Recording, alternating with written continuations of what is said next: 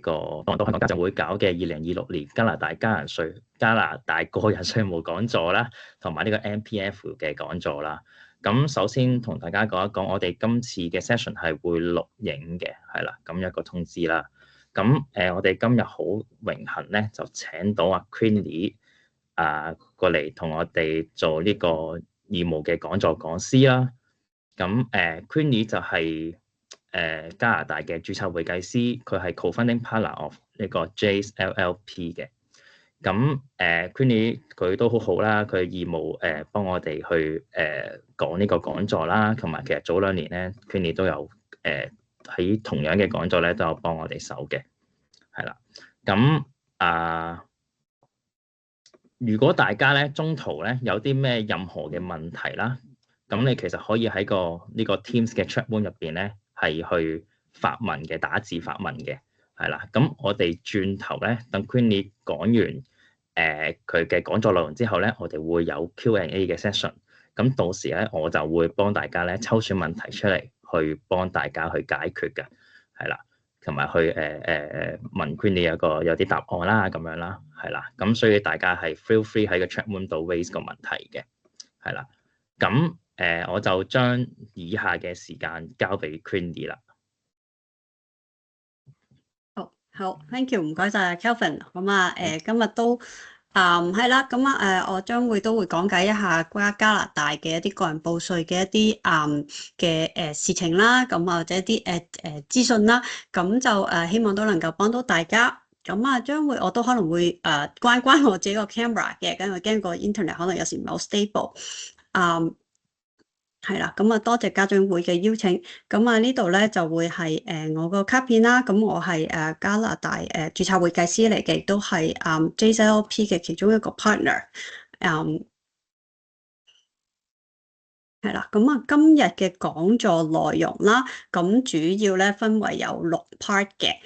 第一 part 咧就會可能同大家講解下一啲基本嘅加拿大嘅稅制嘅一啲知識啦。第二個咧就會係將會同大家講解下點樣去計究竟你嗰個所謂點樣報稅啦。咁大概其實好簡單，即係可以歸納為6個 steps 嘅啫。跟住咧亦都會同大家用一個好簡單嘅case study 啦，去即係當自己幫自己報稅係點樣可以報稅，咁用一個 software 好簡單咁同大家講解一下。跟住咧我哋都會會同大家講解一下加拿大嘅一啲 benefits 啦。如果例如你報完稅之後，你會有啲乜嘢 benefit 可以攞得到？而最後咧就係一個關於加拿大同香港 MPF 提取嘅一啲相關資訊。最後咧就會係question and answer。好，首先啦，咁同大家講解一下加拿大嘅稅制啦 ，OK， 或者一啲好基本嘅個人報稅嘅一啲知識啦。首先啦，加拿大嘅稅務季度啦，就係同我知道香港咧係由4月至3月嘅，加拿大咧呢度係就1月1號至到12月31號。咁嚟緊咧，我哋係將會報翻2025年1月1號至到12月31號呢個稅季嘅收入同埋支出。OK， 咁個 deadline 咧就係4月30號 for majority of the taxpayer。咁16月15號個 deadline 咧係 only if 你或者你個 spouse 啦或者配偶咧係有呢個自僱申報嘅收入咧，咁你個 filing deadline 咧就係6月15號。但係緊記喎，就算你個 filing deadline 係6月15號都好，如果你真係欠稅嘅話咧，咁你嘅欠稅咧最好就係要喺4月30號之前繳交。如果唔係咧，稅務局咧就會有機會收你呢個嘅利息嘅。OK， 即係會 charge interest。亦都會建議大家咧，如果係可以去到呢個嘅 CRA 網站，sign up一個 CRA My Account。So 呢個 account 咧，咁就可以俾你一啲最基本嘅 tax update 啦，例如你自己嘅電話地址啦，或者一啲 dependent 嘅 information。甚至咧會有一啲嘅稅表可以即係已經喺嗰個 CRA account 嗰度可以提取得到嘅。咁而加拿大咧最基本嘅稅制咧，就係其實我哋呢度有兩個我哋所謂報稅咧，其實係報緊兩個唔同 level government 嘅稅項嘅。第一就係 federal 就係聯邦政府，第二就係 provincial 省政府。咁要嚟咧係安省嘅咧，就要報一個省稅嘅稅表。OK， 如果 BC 嘅話咧，要報翻即係BC 省嘅稅表。咁但係通常嚟講嘅話咧，大部分省份都 harmonize 咗用一個報稅就可以㗎啦。咁除咗某一啲省份例外啦，例如 Quebec City。咁第六咧就係咁我哋其實咧就好多人都即係嗰個稅階嗰個問題啦。我哋呢度就係所謂用一個 progressive tax rate 嘅，咁即係一個一級一級稅階咁樣上嘅。咁一陣轉頭咧就會同大家解釋下何為一個稅階。咁即係其實一級一級啦，嗰個稅制就唔係話我一個 flat rate 打咁多就係咁多，係睇你個階級，睇你個收入係向邊個級數，咁就繼而打邊一個稅率咁樣咯。好啦，咁亦都好多人咧想知道嘅話咧，就係關於呢個嘅 tax residencies 啦。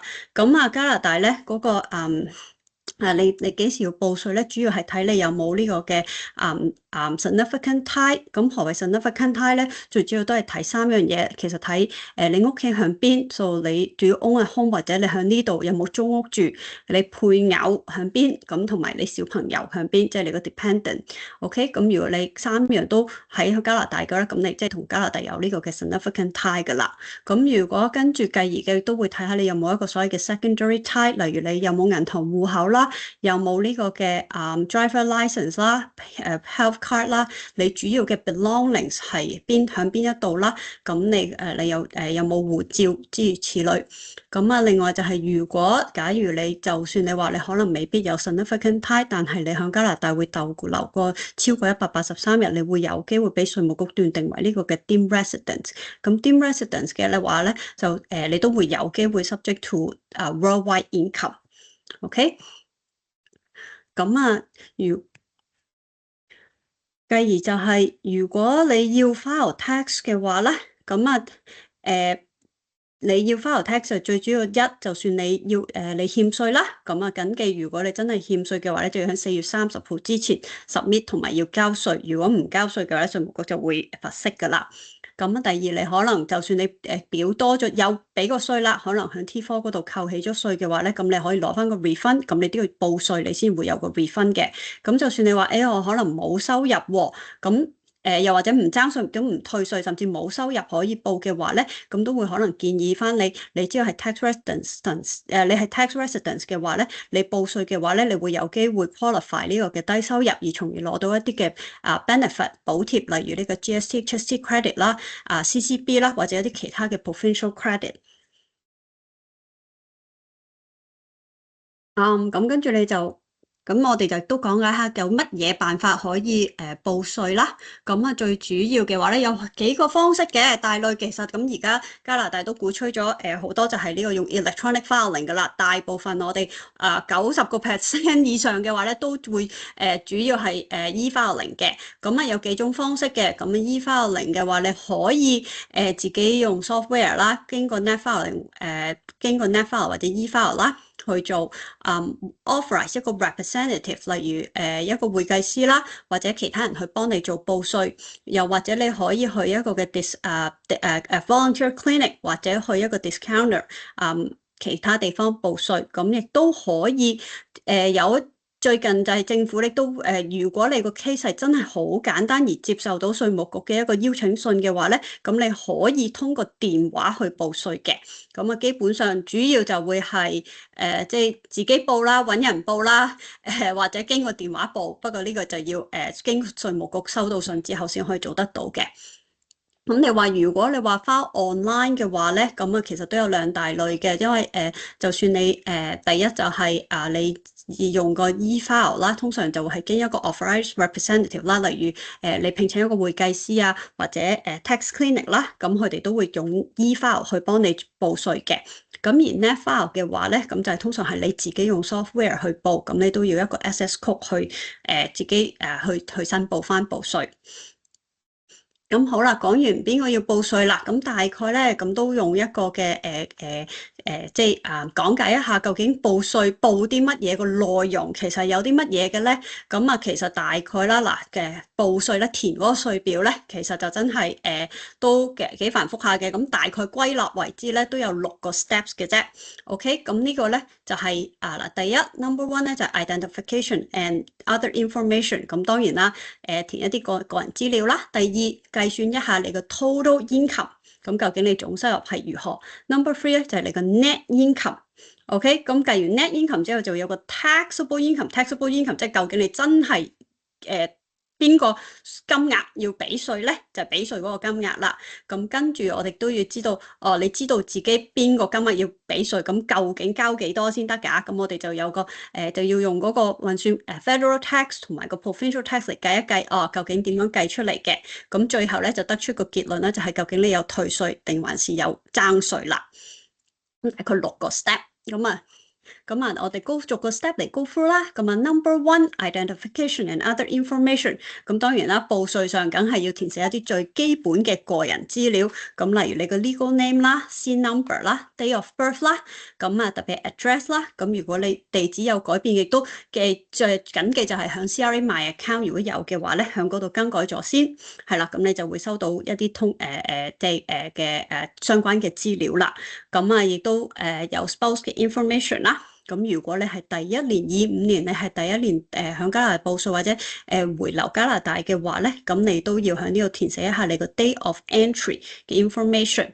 咁啊，呢個 other information 咧 ，step one 咧亦都要你提供一啲其他相關嘅資料，例如你係唔係 Canadian citizen 啊，或者你又想唔想做投票啊？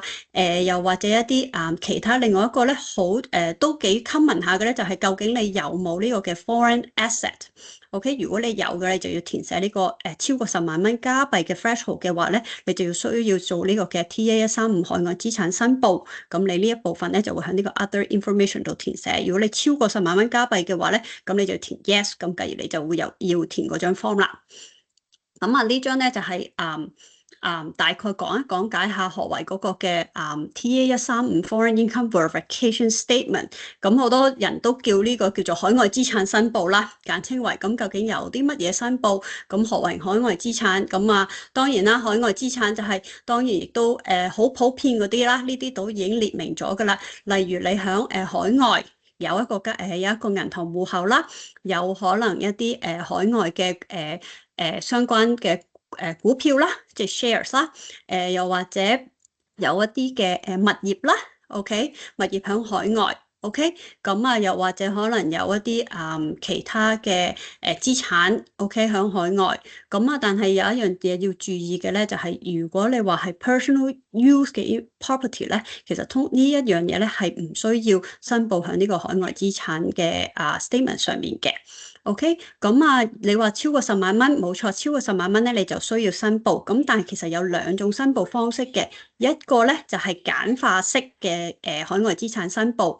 咁咧響下一頁嗰度咧會俾大家睇一睇何為簡化式。咁亦都有一個如果你個 threshold 你個資產咧係 between 10萬蚊，但係又少過25萬加幣嘅話咧，你可以用簡化式呢個方式嚟做申報嘅。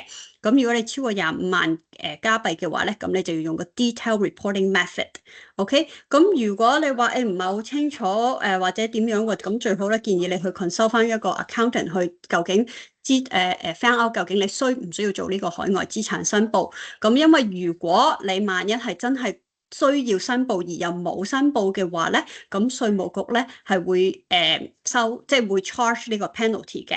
咁特別係即係如果你唔按時申報，按你個 filing deadline 咧就行翻即係跟翻你嗰個嘅 personal tax filing 嘅 deadline，which is 通常咧大部分人都係4月30號嘅。除非你係你或者配偶係自僱人士，就會順延到6月15號。OK， 如果個 penalty 你話唔申報即係要報，但係又冇做申報嘅話咧，遲一日罰25蚊，最少100蚊，最多2500蚊，咁啊逐年去計嘅。OK， 咁啊呢一度咧左手邊嘅話咧，呢兩頁咧就基本上就係嗰個海外資產申報嘅嗰個嗰個 form 啦，或者個 statement 啦，咁喺左下角咧嗰個咧就係所謂嘅簡化式申報。咁啊簡化式嘅話咧，咁你都見到啦。呢個係只要你係超過10萬蚊，但係少過25萬加幣，你先至會可以用呢一個簡化式申報嘅。咁簡化式申報嘅話，你就係只要 tick 翻一個你相關你有嘅嗰個嘅 type of property 啦，例如你有銀行戶口啦，或者有啲 other property， 一定還是有物業，咁你要填翻你個 country code，你邊最高3個 country 賺取嗰個資產喺邊度，咁亦都要填寫翻你相關嘅一啲收入。咁右手邊嘅話咧就係個 detail method， 咁即係要列清楚一啲資產嘅內容，咁例如一啲多少少銀行戶口資料啊，咁可能甚至要提供一啲最高點啊、最低點有冇賣過收入嘅一啲資料，咁呢啲就係右手邊嗰張 form 要填寫嘅。咁啊，好啦，咁啊計完就填完呢個最基本嘅一啲簡單個人資料啦，同埋或者如果符合即係你係需要申報海外資產嘅話咧，嗰張需要填寫嗰張 form 之後咧，咁我哋就要計一計究竟你個總收入係幾多啦。咁啊好，我呢度就列咗一啲比較普遍嘅一啲嘅所謂嘅收入來源啦。第一就係所謂嘅 employment， 咁就係例如可能 T4 啦，或者self-employed 即係 T4A。OK， 咁呢啲都會喺 Step 2呢個計算你個總收入嘅內容上面計嘅。咁啊，另外就會可能你哋會收到如果銀行戶口有利息啦，咁會收到張 T5 或者有啲 T3， 特別可能你喺加拿大有買一啲基金啊，或者一啲投資項目嘅話咧，咁呢啲就係有 T3 或者 T5嘅投資嘅一啲稅表。咁啊，第三咧，如果你有物業出租 ，OK，咁你嘅物業出租嘅收入同埋支出嘅話咧，咁就會響呢一個即係加上去你個總收入度。咁啊 capital gain 啦，亦都一個幾普遍嘅，咁就會係假如你有要俾嘢賣咗一啲嘅資產而又有增值稅嘅話咧，咁個增值稅嘅計算完之後咧，嗰個增值個 taxable capital gain 咧就會喺呢個嘅 step 2 total income 嗰度顯示嘅。咁啊有其他可能比較普遍嘅話，就會係可能例如有如果你攞緊就業保險啊，employment insurance 啊，或者提取個 RSP 啊，甚至可能你 MPF 又提取過錢啊，咁呢啲都會係喺個 total income 度計算出嚟嘅。咁啊，我哋有張 form， 咁基本上就係個 total income 大概就會有呢啲嘅收入嘅內容。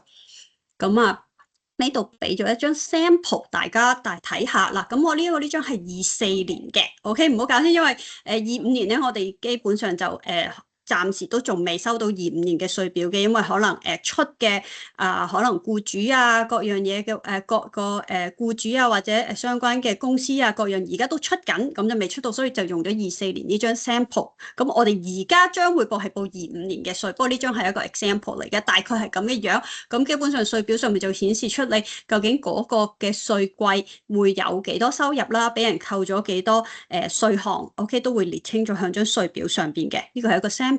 下一張咧就會係一張T5 所謂嘅 T5 嘅一個example 啦。咁呢張嘅 sample 就顯示咗有呢個嘅dividend income， 即係一個分紅收入。OK，咁又或者有陣時好普遍，比較普遍嘅就會可能見到一張係銀行出㗎啦，咁就會可能係出緊box 13嗰度咧就會有一個嘅number 顯示，就顯示你個利息收入。OK，咁計完你個總收入之後啦，咁計有啲可以所謂嘅扣稅項目啦，咁有啲乜嘢可以扣稅啊？第一，好多人都會聽見嘅話就係個 RRSP 啦，OK，Register Retirement Saving Plans，OK，記得緊記買 RSP 之前啦 ，OK， 一定要 check 翻嗰個嘅嗰個 limit，OK， 千祈唔好公爆，因為公爆嘅話咧，咁就會有呢個 penalty 嘅。check 咗先至買，咁個 RSP 今年嘅 deadline 咧就會係3月2號。OK，March 2nd， 2026年。咁如果你喺呢個日期之前買到個 RSP 咧，仍然都可以喺2025年嘅稅表上面做一個嘅扣稅作用。OK，咁第二個項目就係 FHSA 嘅 deductions，呢個就係 First Home Savings Account。即係嗰個最多每一年8000蚊8000最多係啦，一年8000蚊嘅嗰個嘅 First Home Account。咁呢個如果你有供過嘅話咧，都係可以喺25年嘅度扣稅。但係呢一個嘅截止日期咧，已經係25年前供款咧，你先至可以。25年12月31號之前供嗰個嘅amount 先至可以25年扣稅。如果你而家擺 FHSA 入去咧，咁就唔好意思啦，只能夠留到26年嗰個報稅，你先至可以做到一個 deductions。OK， 咁嗰個截止日期，即係個供款額嘅截止日期，係有少少唔同嘅，同 RSP。咁另外咧，有其他比較普遍嘅deductions 啦，咁會係可能 childcare expense 啦。咁即係如果你有小朋友係需要一啲你同先生可能都有收入嘅話啦，咁而小朋友又要去 daycare 或者一啲嘅summer camp March break camp PA day camp 咁所以你哋兩個先至可以返工，OK，去賺取收入嘅話咧，咁就會有呢個 childcare，又或者 moving expenses 咧，通常就係如果你係因為工作關係或者讀書關係咧，而需要搬到去40個 kilometer 以外咧，咁你可以 claim 翻呢個嘅moving expenses。咁呢個嘅home office deduction 啦，呢個通常都可能係其實係歸落去呢個嘅 other employment expenses 度。咁如果你僱主係容許你work from home或者一啲其他 employment expenses 嘅話咧，咁你就可以向呢度 claim，但係一定要有一張僱主確認嘅 declaration form 填寫咗，先至可以 claim 一啲相關嘅支出。咁另外亦都比較普遍嘅，可能就係一啲你要俾嘅 professional membership 啦。或者係 carrying charge 或者 interest expense， 咁都會係喺呢啲 deductions 度顯示嘅。咁呢個 deduction 咧就可以有扣稅嘅就即係 subtracted from your total income， 咁你就會 arise with 呢個 net income 啦。OK，咁計完呢個嘅淨收入之後，即係扣完稅嘅項目啦，咁有個淨收入，咁呢度咧就會有一啲嘅其他嘅 deductions，咁但係其實呢幾個都唔係好普遍嘅，咁係可能如果你之前會有啲可能賣有 capital losses 以前用唔完，咁今年有賺過cap gain，咁呢個 cap loss 咧，咁先至可以用得翻，咁又或者其他嘅一啲 other deductions，但係都唔會好 common 嘅啫，咁但係反正呢個 other deduction 咧就都係繼續減落去你嗰個嘅 net income 度，咁繼而你就會得出你個 taxable income， 即係你究竟有幾多錢係真係需要俾稅打稅，你嘅有幾多收入係需要打稅，咁繼而計到呢個之後咧，咁你就要呢個就係我哋嘅25年嘅federal 同埋 Ontario 嘅 tax bracket， 咁之前就係federal 嗰度啦，我哋第一個稅階咧就係過咗免稅額之後去到57,000蚊嘅話咧，都係打緊14.5嘅 percent。OK， 今年啱啱降咗0.5個 percent，比舊年。咁跟住就係進階式地咧，咁57,000蚊至到11,400咧就係 federal 就20.5個 percent， 諸如此類，去到25,300咧 federal 係打緊33個 percent 嘅稅，而右手邊嗰邊咧就係安省嘅嗰個稅階。OK， 咁基本上過咗免稅額之後咧，去到52,000蚊咧就係打5個 percent 稅。OK， 咁跟住我哋咧就會 show 一個calculation 俾你啦。咁其實何謂呢幾個進階式係點樣計出嚟嘅咧？咁其實就係按翻你個收入，你頭先計到嗰個所謂嘅 taxable income。OK，taxable income 左手邊，例如假定我哋而家嘅收入係11,995蚊，向中間嗰個 column 度，其實個進階式意思就係話，第一免稅額之後 ，OK， 你第一個去到55,000蚊。OK， 你都係打緊15個 percent 啫。之後55,000蚊之後嗰個階 ，OK， 你先至打20.5。再之後 OK， 你打26個 percent。咁總歸於你計到出嚟咧，每一個階級升上去，就唔係話你11,900咧都係打26個 percent， 只不過 additional 嘅 income 先打26個 percent 咁嘅意思。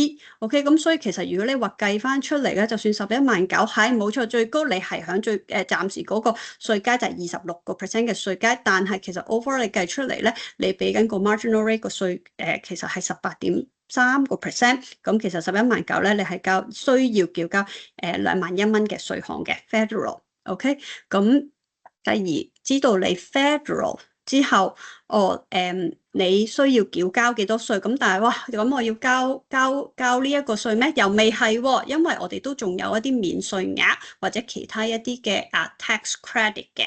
OK，咁我哋呢度計完之後咧，咁下一步啦，我哋而家去到 step five 啦，咁免稅額啦，咁一啲好普遍嘅最基本嘅一啲嘅tax credit 啦，咁就係可以抵扣翻你頭先計出嚟嗰個21,000嘅交稅嘅金額啦，咁最基本嘅會又係16,000嘅所謂免稅額啦。如果你有配偶用唔完佢自己嘅免稅額嘅話咧，都可以轉讓俾你。OK， 亦都會有可能有個 CPP 啦，有打工有EI， 又或者如果你係25年有置業嘅話咧，你可能會有機會有呢個嘅10,000蚊嘅tax credit。又或者如果你有讀書 ，OK 有 full time 讀書或者去唔使 full time 或者 part time 啦，讀一個嘅喺一個 institution 度讀書有一張tuition tax credit 嘅 form 嘅話咧，咁呢度都會係你個可以增大你個免稅額。咁你個免稅額啦，咁計翻嘅15% 咧，就會你可以係愛嚟扣減你嗰個繳交 federal tax 嘅嗰個金額啦。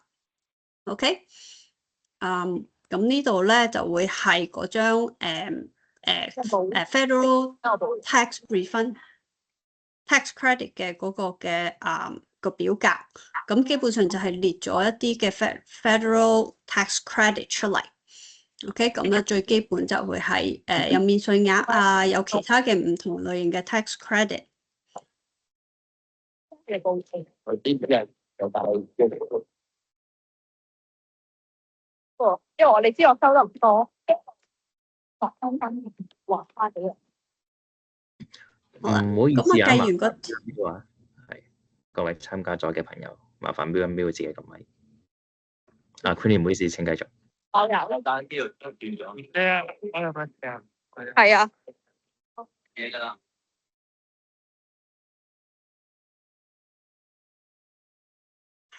OK， 好，咁嗱，我哋頭先就計完嗰個嘅tax credit 之後啦，咁其實咧就會得出嚟咧，就會知道嗰個 federal 嗰方面咧，究竟我哋嗰個21,000個金額再扣除翻我哋有嘅 tax credit 折算咗之後咧，咁我哋個 federal tax 要交幾多錢？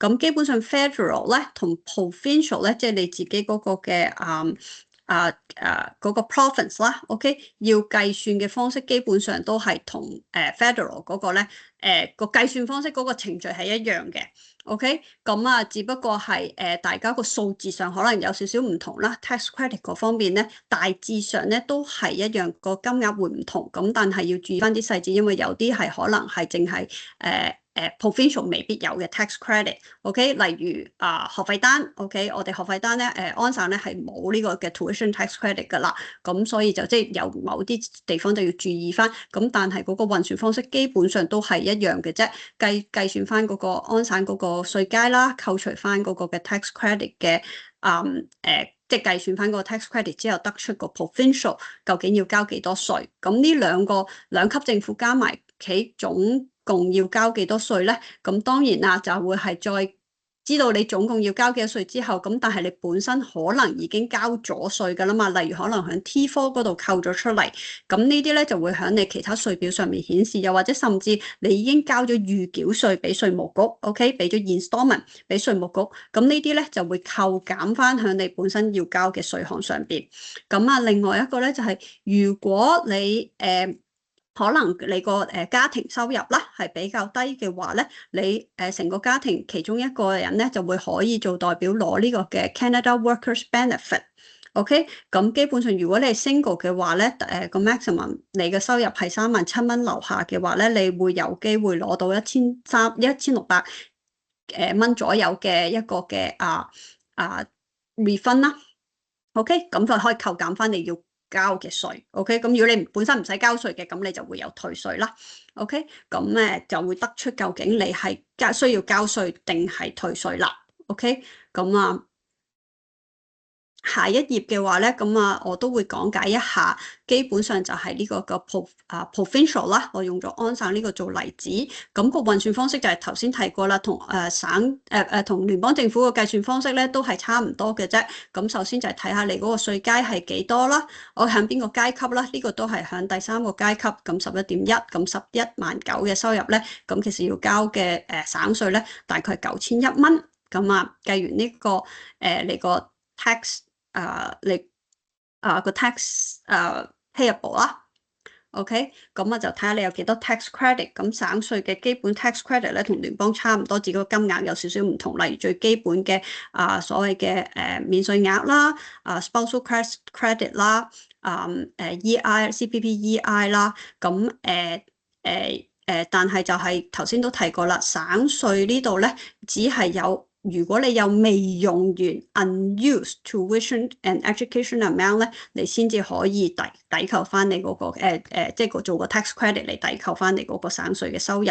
如果你係新咧，呢個基本上由2019年好似已經冇得再加嚟，即係你就算有 tuition 都好啦，你已經係冇呢個嘅provincial 即係 Ontario 嘅 provincial tuition tax credit 噶啦。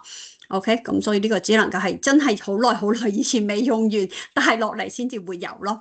OK， 又或者一啲其他嘅 medical expenses。OK， 如果你嗰度有超過一個你自己本身嗰個 threshold 而又有欠稅嘅話，咁你都可以喺呢度 claim。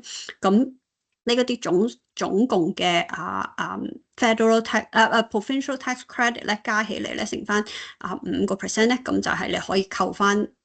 你嗰個嘅省稅嘅一個金額，咁而 Ontario 咧，如果你係收入過或者你個省稅咧係超過一個金額嘅話咧，咁你甚至要俾呢個嘅surtax。OK，surtax 又或者如果你係低收入嘅話咧，你又會有一啲額外嘅 Ontario tax reductions。OK，咁就會即係計因為你低收入嘅話咧，咁佢會再扣減唔需要你再。即係俾多個tax reduction 嚟，咁等你可以減少啲省稅咁但係省政府嘅安省嘅話咧，亦都有一個叫做 Ontario Health Premium， 咁就係如果你嘅 taxable income 超過咗2萬蚊咧，咁就要俾一個嘅 health premium 噶啦。咁最多係去到超過20萬咧，你要俾900蚊，額外俾900蚊。OK。咁總概括一下咧，我哋頭先嗰所謂嘅6個 steps 啦。OK， 其實就只不過係第一計算下你自己總收入幾多。OK， 從你各個唔同嘅 sources 啦，例如你打工啦、自僱啦。你嘅利息收入啦，可能各個唔同地方嘅收入啦，先計算一下，作計算你嘅 total income， 再扣減翻一啲 eligible tax deduction， 例如最基本嘅，例如可能 RSP、childcare 或者 first home savings account。OK， 得出嚟嘅 net income 咧，再扣減翻一啲可能你以前用剩嘅negligible losses但係就唔太 common 嘅，咁就得出你個 taxable income。taxable income 咧就計算翻就係你要打稅嘅嗰個金額啦。OK， 再用翻你嗰個所謂嘅稅階。OK， 睇下你要交幾多稅。OK， 計完嗰個交幾多稅之後咧，咁你就可以亦都知計算一下你究竟有幾多嘅 tax credit 可以攞嚟抵翻你嗰個嘅你個 federal tax 或者 provincial tax。OK， 得出嚟嘅結果咧，再重複一次，再做翻省稅嘅一個計算方式，咁就會得出你總共要交幾多嘅 tax。total tax payable， 咁再扣減翻你本身已經交咗嘅稅，例如可能響 T4 響個每次出糧扣減咗嘅，又或者交咗 installment， 又或者可能政府有啲其他補貼 ，OK， 例如Canada Worker Benefit 咧，咁最後咧就會計算到究竟你係要補稅啊，定還是可以有退稅啦。OK， 咁基本上呢啲咧，全部都係其實可以跟翻嗰個稅表。其實每一個稅表咧，嗰度項目咧都會好清楚列明究竟每一個數係點樣計出嚟嘅。咁咧，以下咧，咁我都會用一個比較簡單啲嘅case study 啦，去消化一下我哋頭先即係講過嘅一啲運算方式。OK， 咁我咧嚟緊呢度咧就會用一個好簡單嘅啦，呢個咁就叫做 U file 嘅 software，咁係會 provide 即係 tax clinic 啦，佢哋都會係用呢個 software 嘅，OK 去幫一個簡單嘅家庭啦，去計算下究竟佢有總收入係幾多，有冇 deduction 需要交稅定還是有退稅 ？OK， 咁啊呢度大概有一個就係啦，咁啊首先啦，咁啊第一步咯，step one 填寫個人資料，咁可能就要最基本啦。係啦，咁啊呢個都好清晰噶啦。咁通常如果呢啲 software 你填漏咗啲乜嘢啊，又或者你填錯咗啲乜嘢咧，最基本如果你個 SIN number 都唔啱嘅話咧，佢都會有 prompt，即係會顯示出嚟，哦，你個 SIN number invalid 咁樣嘅。咁但係當然啦，你個legal name 啊，各樣一定要同證件上面嘅即係嗰個資料要對得上。如果唔係嘅話，好多時咧去到 submit 嘅時候咧，就未必即係 submit 得到嘅，因為submit 嘅時候咧，稅務局即係嗰個 submission 咧都要即係嗰啲 first last name 咧都基本上要對翻你嗰個嘅 SIM 卡嘅 information 嘅。OK。咁當然你都可以填寫，除咗地址之外啦，咁都會可能填寫翻一個嘅 email address。咁填寫咗個 email address 之後咧，咁就可以方便稅務局如果有一啲資訊嘅話咧，咁就會用 email 嘅方式通知個 taxpayer 咯。好啦，咁我哋啦 go through 一個好簡單嘅 case study 啦。咁呢度係啦，咁呢個 taxpayer 啦，大概其實咁就佢嘅收入咧會有48,000蚊嘅 T4 啦，有利息收入啦，咁總共我哋自己加都知道佢會有有500蚊嘅利息收入，咁佢嘅 total income 咧就會係48,500蚊，咁佢買咗3,000蚊嘅 RSP，咁佢 CPP 咧亦都有個 overpayment 咗445蚊，咁所以我哋咁樣加咗佢嘅總收入等於48,500蚊，再減翻佢嘅 deductions 咧，咁得出佢個 taxable income 咧就係45,055蚊。咁另外咧，佢都有1,000蚊，有俾個租，一個月俾個1,000蚊，一年就12,000蚊。咁我哋呢個稅表都會填寫一下，究竟佢填寫翻嗰個嘅 Ontario Children Benefit，咁可以幫佢攞到一啲嘅補貼。OK，咁嗱呢個就係個 sample 啦。咁呢個就係個 software 入邊，左手邊咧就個稅表，右手邊咧就係基本上你可以按翻嗰啲 box number。OK， 例如總收入係48,000 box 14，咁你就可以按翻 box 14入邊咧，咁嗰度填寫翻嗰啲數字上面嘅資料。OK，咁就填寫完之後咧，最注意就係佢呢個 client 呢個 taxpayer 咧，佢都已經喺 box 22嗰度咧繳咗6,186蚊嘅稅。OK，咁總收入48,000已經交咗6,000幾蚊嘅稅，俾人扣咗 CPP， 俾人扣咗 EI， 咁呢啲都係分別喺每一個嘅 box 上邊咧都可以填寫翻一啲相對應嘅資料。咁跟住 T5 啦，咁有個利息收入 T5。500蚊，咁呢度亦都係喺嗰個 software 上面咧，可以填寫翻500蚊收入呢個資料。咁繼而嘅話咧，喺嗰個仲有一個 RSP， 咁deductions 啦，呢啲都係喺稅表上面顯示嘅。咁佢咁嗰個3,000蚊嘅 deductions 啦，咁同埋亦都可以填寫埋嗰個租金嘅12,000蚊交租嘅一個記錄。OK， 填寫完呢啲資料咧，咁喺基本上咧個稅表上面咧，自己咧都會計算得到出嚟咧。我哋即係嗰個總收入啦，左手邊嗰頁啦，佢個總收入有48,500蚊嘅利息收入，總收入係48,500。咁中間個頁咧就顯示咗個 deductions，咁佢有3,000蚊嘅 RSP 同埋有個445蚊嘅 CPP deductions，咁就得出嚟個 net income 就係45,055。咁而右手邊咧，咁呢個金額亦都係佢個 taxable income。咁45,055咧，就基本上佢係第一個稅階。OK， 咁中間嗰度黃色顯示咗咧，咁佢計稅階就係15%，咁佢要交6,700蚊左緊嘅稅。咁計完呢步就我哋睇下有幾多tax credit 啦。OK，咁tax 係啦 tax credit。呢度係計算佢嗰個稅階嗰個稅階嘅稅先係啦，咁45,055，咁佢個 federal 左手邊係 federal 交6,700幾，咁右手邊咧就係安省嘅2,700幾，咁呢個 software 入邊咧基本上佢都自己會 bring forward 一啲嘅數字去顯示噶啦，咁之後我哋就計一計佢個每一個 provincial 同埋個federal 嘅嗰個tax credit 啦，例如免稅額啦、CPP 啦、EI 嘅 deduction 嘅 tax credit 啦，咁佢總共嘅 tax credit 加埋咧，其實都有2萬蚊。咁2萬蚊咧乘翻嗰個稅率咧，咁即係其實佢可以有3000蚊嘅免稅個金額啦，即係嗰個 federal 嗰啲有3000蚊免稅金額，而省稅咧就都係 similar，咁有777蚊嘅免稅金額。咁如果你話 federal 嘅話，咁佢頭先要交15000蚊嘅稅項，咁扣翻3000幾蚊，咁其實佢都係交12000蚊。OK， 咁similar 左手邊嗰隻 federal， 右手邊個係省稅，咁省稅嘅話咧，都係按翻個稅表，咁佢自己會顯示出嚟噶啦。咁呢個就係頭先我講嗰個嘅federal 啦。佢係頭先我哋45000蚊嘅收入，咁佢係第一個稅階，佢要交6700蚊嘅稅，扣翻我哋頭先計咗佢 federal 嘅 tax credit 有3000蚊抵扣作用，咁其實佢就係交緊3000蚊咗緊嘅稅。咁呢個咧就係 before 係啦，即係3700蚊就係 federal。咁下面嗰度咧就會係重複同一個方案啦。咁要繼續重複做呢個嘅 provincial 嘅嗰個計算方式。OK， 咁計算咁 provincial 咧計算方式咧就係將頭先我哋嗰個 deduction 啦，再加翻佢即係佢嗰個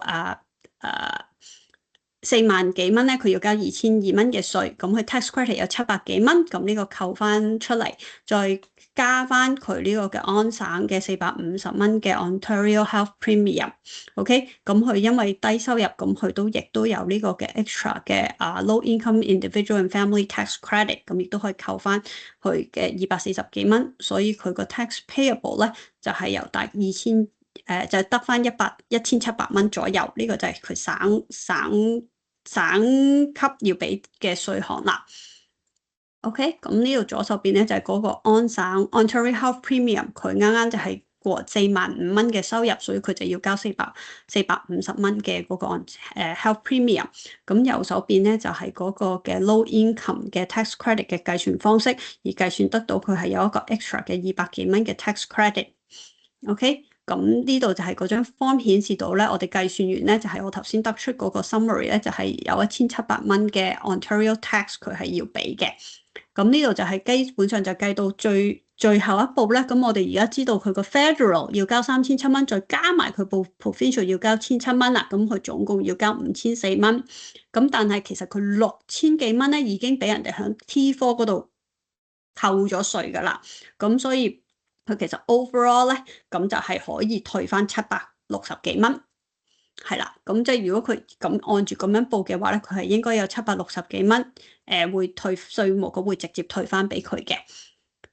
咁退完之後，即係呢個佢直接佢個退稅啦。咁個 software 亦都會幫佢計埋一啲嘅補貼啦。例如一啲 benefit 啦，例如一個 Ontario Trillium Benefit 同埋呢個 GST 啦，咁基本上咧，佢呢度都會按翻佢嗰個收入嘅收入啦，愛嚟通知，即係到佢就知道佢有幾多嘅補貼，咁呢啲都喺個 software 下面會顯示嘅。咁呢度基本上咧就係個 case study 就完咗啦。咁呢個就係比較一個簡單嘅 scenario， 可能一個人得2張 slip、3張 slip， 咁就係可以咁樣簡化式即係報稅啦。咁呢度完咗之後咧，咁或者大家都就想知道一啲關於係有啲乜嘢補貼啦，即係所謂嘅 benefit， 或者有啲乜嘢嘅 benefit， 係點樣先至可以攞得到？咁通常要攞嘅話咧，都基本上第一定要報咗稅先嘅，因為稅務局都一定會用或者相關嘅部門啦，咁都會用翻你申報嘅收入資料 ，OK， 去再進行審批，睇下你符唔符合資格去獲取一啲嘅 benefit。咁當中嘅 benefit 咧，咁當中其中一個咧就係叫做因為當中有幾個咧，應該係話省政府嘅話咧，咁最主要會係有呢個嘅 Ontario Trillium Benefit。咁 Trillium Benefit 咧，呢度其實就包咗3樣嘢嘅，一個就係安省嘅 Property Tax or Rent Pay， OK，第一，咁第二咧就係有個 Ontario 嘅 Sales Tax Credit，第三咧就係有 Northern Ontario Energy Credit，咁呢個就係住喺 Northern Ontario 先至有嘅。多數如果我哋向Toronto 或者 GTA，甚至去到 Barrie 咧，都唔算係咁 North 嘅啫。OK，係啦，咁第三個通常都未即係要係去到好 North 嗰個先至會有嘅。咁啊。但係要申報呢個嘅話咧，咁啊最主要啦，我想最普遍嘅話就會係你會有交租啦，或者要你有物業嘅話咧，你就填寫嗰個嘅 property tax。OK， 咁呢張咧就係頭先我哋填嗰張 OBEN form，即係ONBEN。咁你填咗呢個咧就喺稅表一齊填嘅，咁可以連埋稅表一齊 submit，咁省政府咧就會自動去審批噶啦。咁下一個咧，呢個都係算係比較一個 relatively 新嘅，呢個就唔係喺報稅表上面申報嘅，要自己另外去申報嘅，或者申請嘅，唔係申報，去申請嘅。咁呢個叫做 Ontario Electronic Support Program。OK，咁呢個咧佢係按翻你個家庭收入同埋你household 入邊有幾多人咁如果你符合資格嘅話咧，咁你就要去翻一個相關嘅 website 嗰度申請兼且填寫一啲填寫基本資料同埋upload 翻啲 information，咁佢就會進行審批噶啦。OK，咁呢個主要係 support 翻一啲低收入嘅electricity 或者即係 utility 嘅一個補貼。OK，咁呢個唔係喺稅表上面申請嘅，緊記呢個要係自己另外再申請嘅。咁呢頭先嗰個係省政府，咁呢個就係聯邦政府噶啦。咁聯邦政府就係如果你係低收入嘅家庭啦，或者人士嘅話咧，你會有一個嘅 GST tax credit。咁如果你係單身嘅話咧，如果你係56,000蚊收入以下嘅話咧，咁你就會符合資格攞啦。如果你係一對 couple 冇小朋友嘅咧，59,000蚊以下嘅話，你都會合資格攞。OK，咁大概如果一個人嘅話咧，一年係有533蚊啦。OK，一對 couple 嘅話咧，咁就係698。如果你有小朋友19歲以下嘅話咧，就184蚊一年。OK，講起小朋友嘅話咧，如果你係屋企有小朋友嘅話咧，18歲至以下咧，咁你都會有呢個嘅可以申請 CBB 嘅Canada Child Benefit。OK，咁呢個咧都係會睇家庭收入啦。第一要點符合資格申請嘅話咧，如果你係 citizen 啦，父或母啦，係 citizen 啦，或者permanent residence，咁你基本上你回流翻嚟都可以申請噶啦。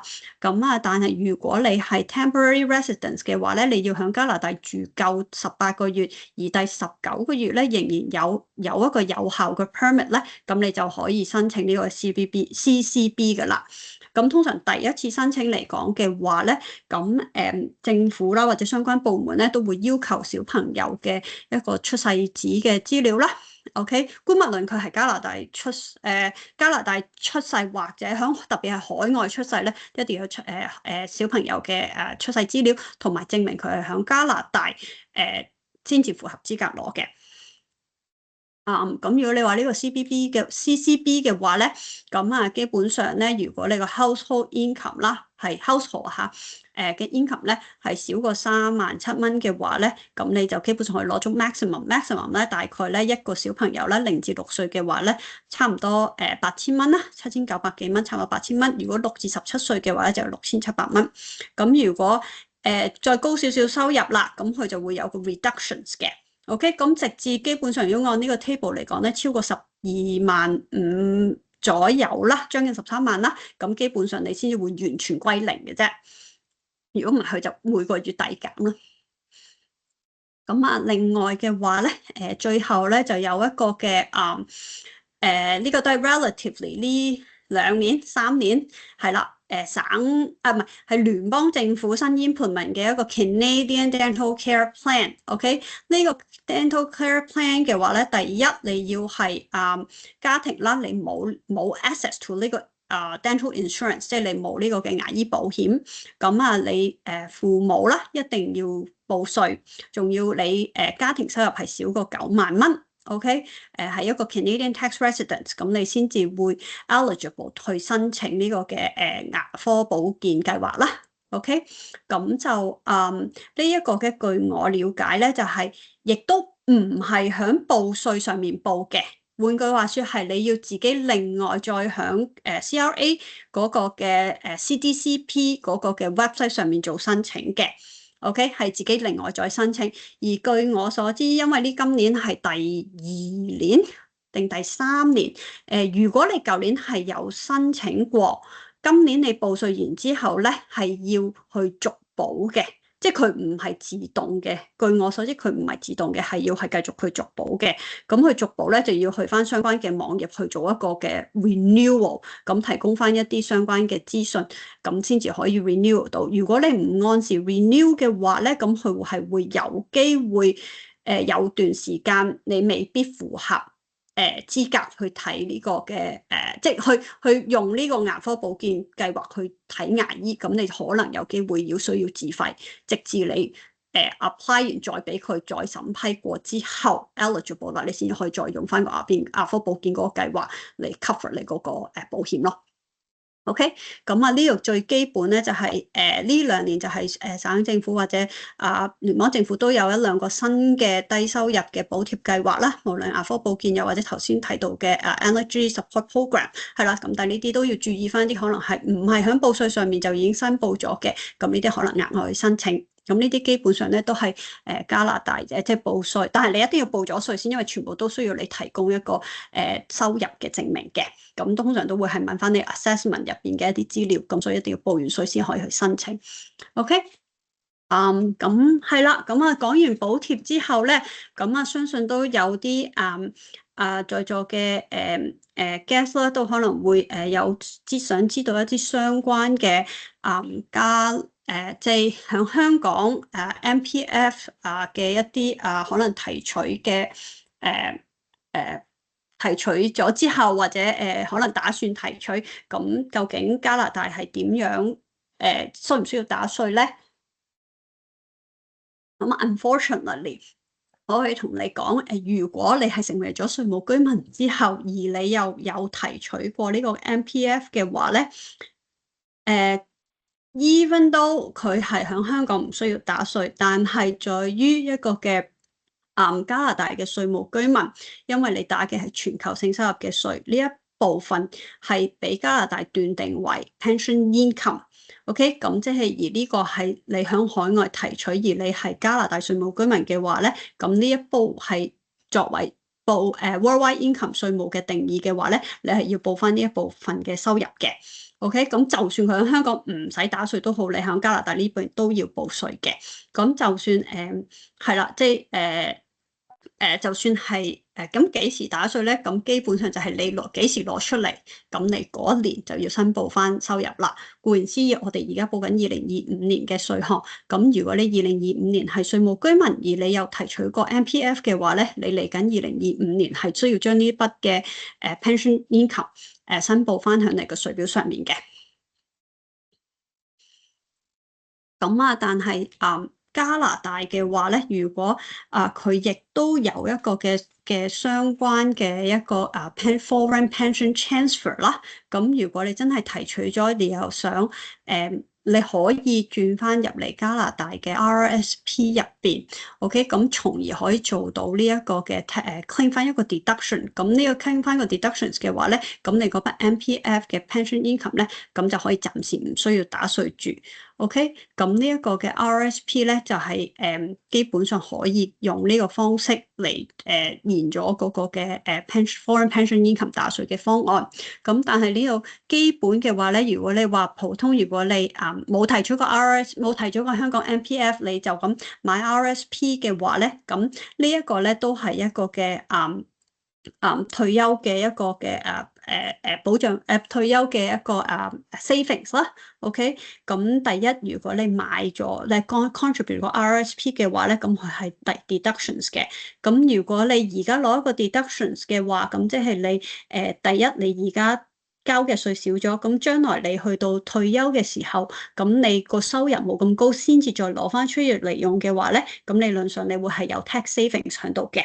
OK， 咁你擺咗入去嘅 RSP 錢嘅 contribution 嘅嗰個 RSP 嗰筆錢嘅話咧，你可以喺 RSP 入邊做一啲嘅投資方案，咁佢個投資入邊賺到嘅錢咧，就會延到去你將來提取嘅時候咧，先至需要打稅。咁但係記得你嗰個 contributions 咧，一定要 check 翻你嗰個嘅 RSP room 啦。咁如果你係初嚟報到，從來都冇向加拿大報過稅嘅話咧，咁你嗰個嘅 room 係會零嘅。咁你點樣 earn 呢個 room 咧，或者 accumulate 咧，就係要 base on 你每一年報稅嘅earned income嘅18%，咁就會成為你下一年嘅 contribution room。OK， 咁如果你話我唔買 RSP 得唔得？得，冇問題。你呢個 room 咧就繼續 accumulate，每一年咁 accumulate，直至你想賣，咁直至你想做一個 contribution 去俾稅。你話唔做亦都冇問題嘅，只不過你就冇擺錢落 RSP 度，咁你將來未必有呢個嘅 pension income，即係冇呢個嘅冇呢個 plan 咯，即係冇呢個嘅 RSP 收入咯，係啦，頭先都提過，就係嗰個嘅 MPO roll over 去 RSP 啦。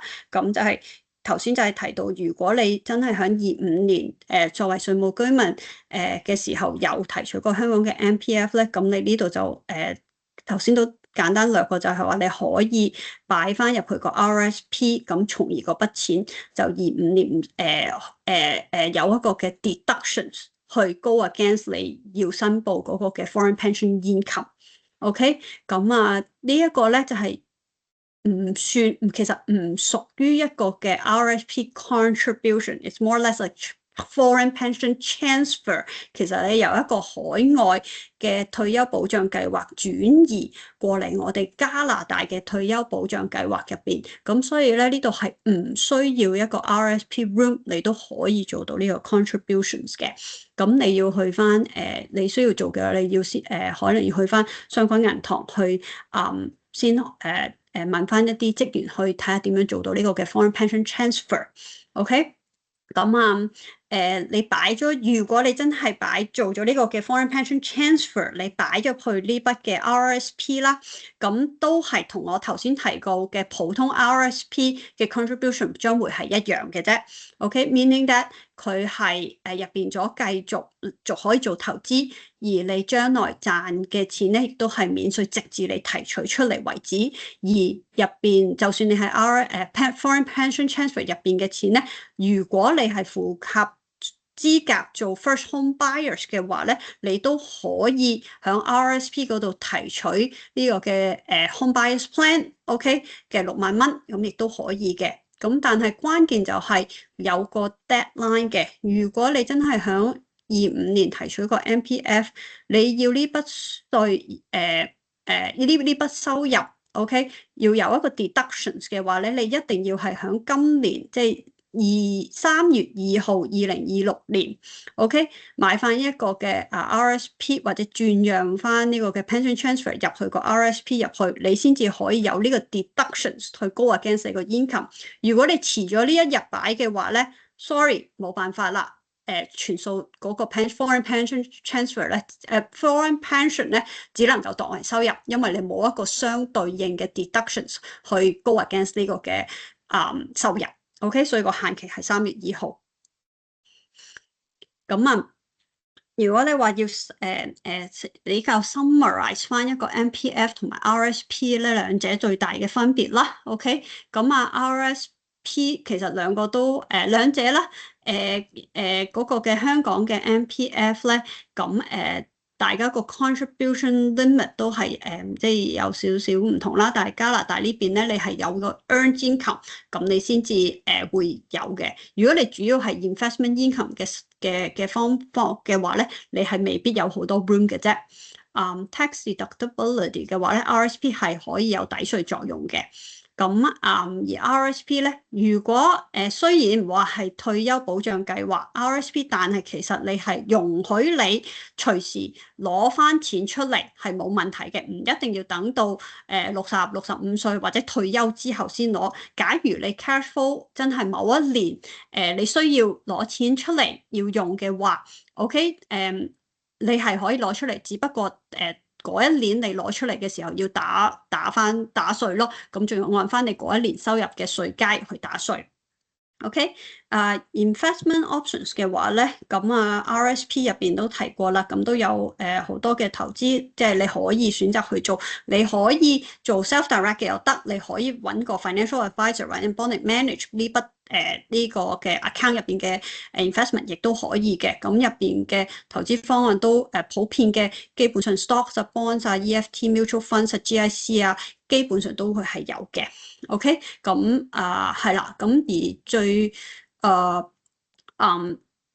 RSP 就係你基本上幾時攞出嚟就幾時要俾稅咯。咁將來去到71歲嘅時候咧，政府個 plan 咧就會強制性要你71歲開始分期會按定一個最少金額嘅每一年要攞出嚟，因為你71歲真係會退休啦，咁你就會轉咗一個所謂嘅 RIF，OK， 咁繼而去攞個 annuity 出嚟去打稅。咁呢個基本上就係概括咗MPF 同埋 RRSP 嘅兩者嘅一啲分別啦。咁而最後咧嘅兩個嘅一啲免稅或者其他投資即係嗰個account 嘅話咧，最普遍啦就會有兩個，一個就係 tax-free saving account 啦，下一個最後咧亦都會講嘅就係 first home savings account。咁如果你話 tax-free savings account 嘅話咧，相信大家都有睇過，就係個所謂嘅免稅帳戶啦。咁免稅固然之就係入邊擺咗入去嘅錢，投資做任何投資賺咗嘅錢咧，係唔需要打稅嘅。咁如果你話2025年咧個 contribution limit 係7000，26年亦都係7000。OK， 咁lifetime limit 嘅話咧係102000，再加埋26年嘅話咧，即係如果你由個 plan 開始到依家係未擺過錢入去咧，你可以做109000蚊。OK， 係啦，咁呢個最多就係呢個數，咁入邊賺嘅錢係全部都唔打稅嘅。咁如果你話冇擺過入去，唔緊要，佢個 room 係會自動 accumulate 嘅。OK， 咁所以你今年即係之前冇擺過，你今年可以 catch up 翻。咁但係關鍵係要係你成為稅務居民喺嗰一年，你先至有個 room 嘅喎。之前如果你未係嚟加拿大嘅話咧，咁就未必會有嘅。咁需要每一年你要計算翻自己幾時嚟咗之後報稅之後，你先至會有 room 嘅。唔係話每一個人都一定有109000蚊嘅 room。特別如果你係 newcomer 過嚟嘅話，你唔會有呢個金額。可能你嚟舊年你先嚟嘅25年嚟嘅話，咁你25年報稅26年報稅，咁你會有14000蚊嘅 room。OK。亦都要注意翻一樣嘢啦，就係如果你 over contribute， 即係你冇個 room 而又擺多咗錢入去嘅話咧，稅務局係會有 penalty 嘅，咁所以要小心自己 keep track 翻嗰個嘅究竟你可以擺幾多錢入去，千祈唔好公爆煲啦，我所謂嘅唔好爆煲，爆煲就比較麻煩啦。OK， 咁入邊嘅所做嘅投資項目咧，都係比較一啲 typical 嘅。即係普遍嘅，亦都stocks 頭先提過嘅可能即係ETF 各樣，基本上你都可以買嘅。咁 again 都係可以做 self-direct 又得，亦都可以俾人哋幫你 manage 你嘅 investment， 亦都可以嘅。咁最後一個咧就係呢3年，係啦3年4年，係啦3-4年比較新嘅，叫做 First Home Savings Account。咁呢個咧就係 designated for first-time home buyers。OK， 咁你係所謂嘅 home buyers 咧，其實係 is more or less 你或者你個配偶4年之內冇擁有過任何物業咧，你都會係 consider 一個 first home buyer。OK， 咁你就可以開呢個嘅免稅first home savings account 啦。OK， 咁每年最多可以擺8000蚊入去。OK， 咁呢個就係有少少似 RRSP 同埋 TFSA 嘅 combination，OK，你擺入去嘅8000蚊咧係有扣稅作用嘅，係可以做 deductions，OK，係即 deduct 可以作為好似 RSP 咁可以抵扣翻你個總收入，咁從而可以俾少啲稅。OK，咁但係你個 annual lifetime limit 咧就係得4萬蚊，即係你最多可以分5年，每年擺8000，咁你就最多有4萬蚊。入邊做嘅所有投資都係免稅，直至你將來攞出嚟買樓用。OK，咁你到時將來如果你係合資格做呢個嘅first home account， 到時你攞錢出嚟買樓嘅話咧，咁你嗰筆錢亦都係免稅咁攞出嚟，俾你可以去買樓用。咁但係關鍵就係第一呢一個 account 咧嘅 deductions 啦，OK，佢係邊一年供就邊一年可以扣稅。OK， 換句話說，如果你而家2026年擺8000蚊入去，你嘅抵稅咧係只係抵響2026年個稅表上面。OK， 唔同 RSP 嘅。OK，RSP 你去到3月都仲可以抵25年嘅稅啊嘛，呢個唔得嘅。咁第二咧，亦都係呢一個 plan 咧，你要開咗個戶口，佢個 room 先至會 accumulate 嘅。如果你一直唔開個 account，佢個 room 係唔會 accumulate 嘅，所以亦都係同 TFSA 有少少唔同。咁如果你係合資格去開呢個嘅 FHSA account，而你未打算擺錢入去咧，咁我建議係你可能開咗先 ，OK，at least 你到時如果想擺錢入去嘅話咧，都唔會 lose 咗1年嘅 room。OK，呢一個 plan 嘅 FHSA 咧，亦都係你有另外一點注意啦，佢唔係 carry forward in 嗰個 room 咧，佢唔係 carry forward indefinitely 嘅，佢最多 carry forward 1年嘅啫。咁即係意思指，如果你想你冇咗1年，第一年你開咗冇擺錢唔緊要，第二年你擺8000加8000可以擺16000，但係到第3年，另外一件事就係如果你開咗個 plan。第一年冇擺錢，第二年冇擺錢，第3年你先至擺錢咧，你都最多只能係擺16000蚊嘅啫，唔係擺3年嘅8000蚊。OK， 咁你有爆煲噶啦。咁所以呢啲就有少少嘅 detail 係唔同嘅。咁但係如果你到時有啲咁嘅 situation，就建議可能諮詢翻一啲相關嘅即係睇清楚翻個條例，咁就唔好供爆煲。係啦，咁啊基本上呢度就有唔同嘅一啲嘅savings account、tax savings account 或者 register account 啦，分別係 RSP 啦，呢個嘅first home savings 或者 first home savings，咁就每一個 plan 都有少少自己唔同嘅地方，亦都可能係有符合唔同嘅家庭需要啦，或者 tax plan 嘅 deductions 啊，或者點樣咁呢啲都可能要諮詢翻一啲相關嘅會計師啊，或者揾多少少資料，確保自己係合資格先至好申請或者做呢個嘅 contribution。咁就基本上咧係啦，咁呢度就基本上概括咗我嘅presentation 啦。咁如果各位有啲咩問題嘅話咧，可以歡迎去到我哋公司嘅 website JCLP 嗰度去 make 一個 appointment，咁就可以諮詢翻一啲相關嘅報稅嘅事情。Thank you。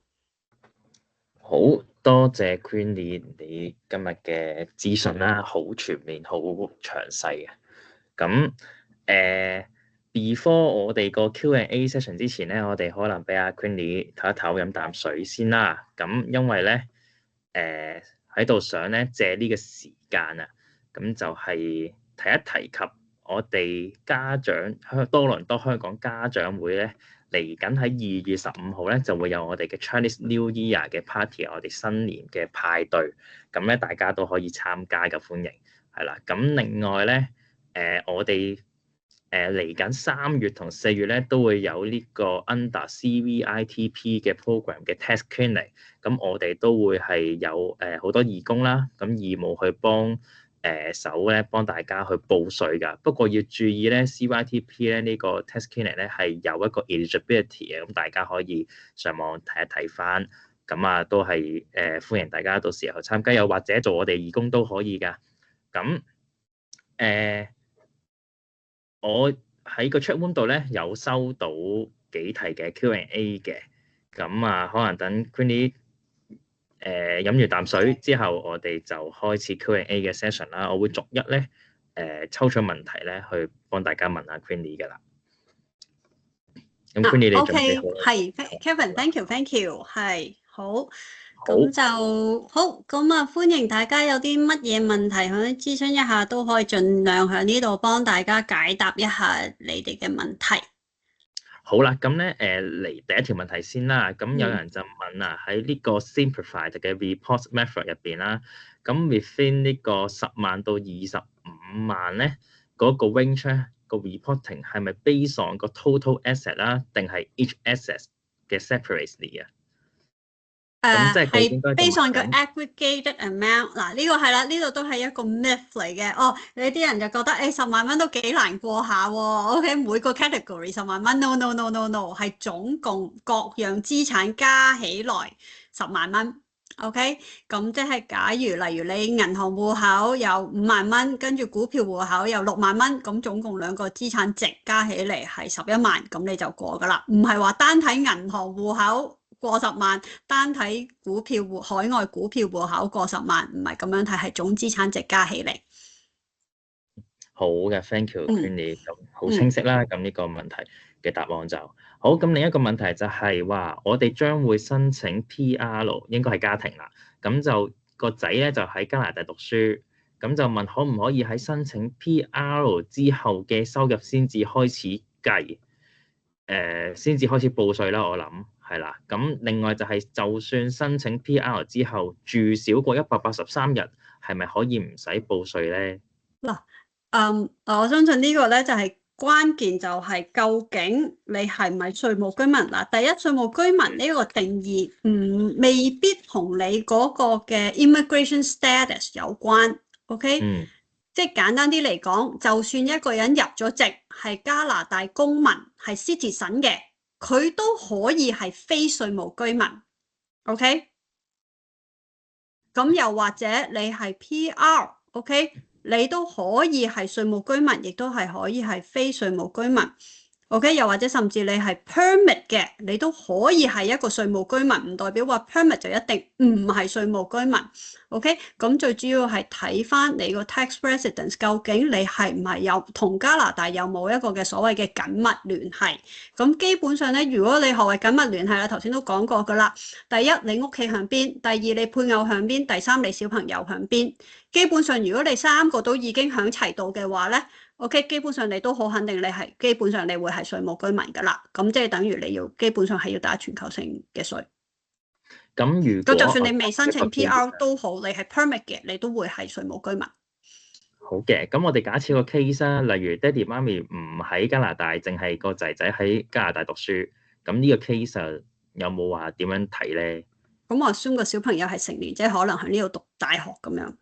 好，即係咪？即係如果係你個係即係或者個係啦，一個即係佢喺呢度有個 work permit， 唔係有個 study permit 啦，即係可能個小有個 study permit， 咁佢係喺加拿大呢度讀書。OK， 咁如果佢係喺加拿大度讀書嘅話，咁其實佢大部時間可能佢喺呢度讀 full time 嘅話咧，佢會有機會係一個稅務居民嚟嘅。